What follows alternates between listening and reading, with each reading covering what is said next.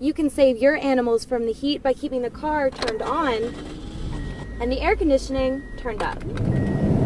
Right behind me, you can see a crowd of nearly 2,000 music lovers who came from across the country and even Canada. Last year, the Sheriff's Office handed out around 400 book bags just like this one. But this year, they've only received 200 so far. The road was shut down for around an hour, and if you look over here, you can still see a spot. Because of all the rain this summer, farmers had to keep an eye out for diseases in their fruits. They don't want their peaches brown like this one. They want them ripe like this one. Fox hunting has been passed down through families for generations, sharing a love of the thrill of the chase and the beauty of nature. Controversy over the Trayvon Martin trial sparks a rally in Gypsy Hill Park.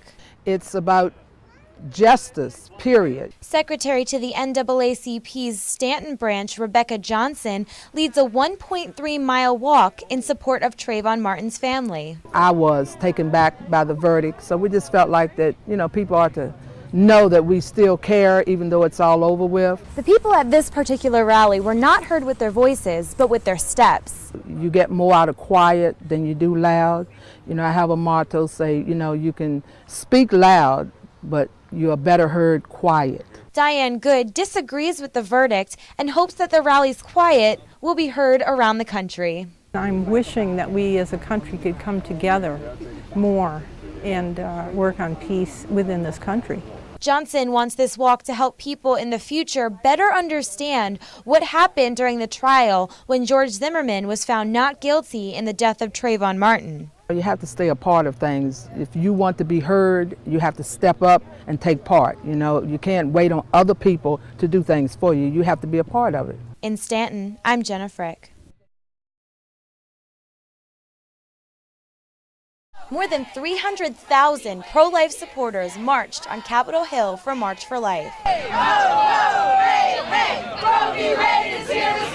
And JMU's Catholic Campus Ministry went to tackle this hot-button issue in the freezing cold. It's something important to speak out for our faith.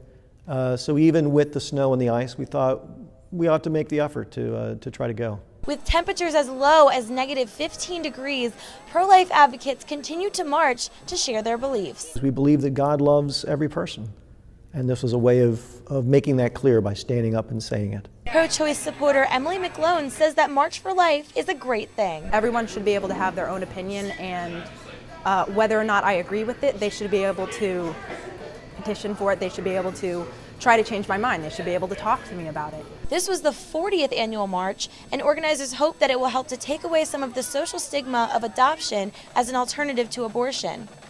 In Harrisonburg, I'm Jenna Frick.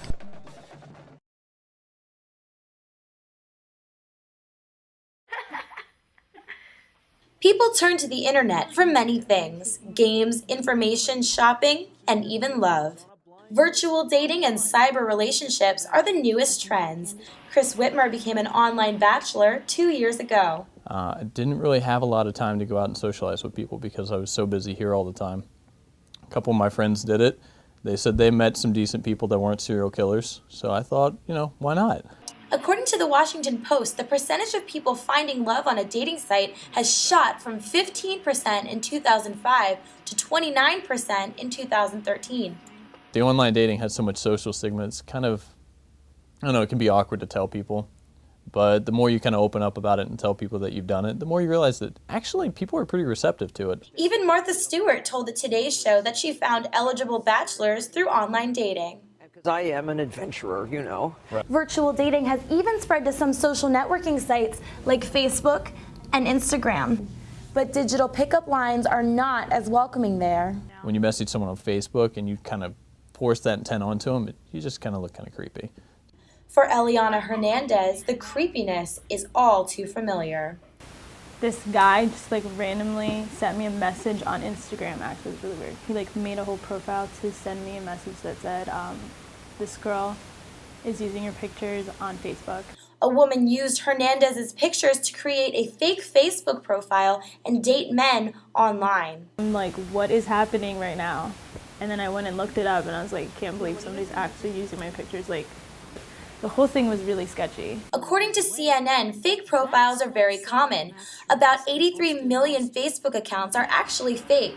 Whitmer says he can spot the fake ones easily. Some of the profiles I've seen that I'm really suspicious of are people that actually put their age and their name and like everything about their life, and there's only like 1 or 2 photos. And Whitmer is not taking any chances with fake profiles. I always asked them if they were a man, or I told them that I'm terrified that they might be a man. Social media sites encourage users to report fake profiles immediately. For JMU Today, I'm Jenna Frick.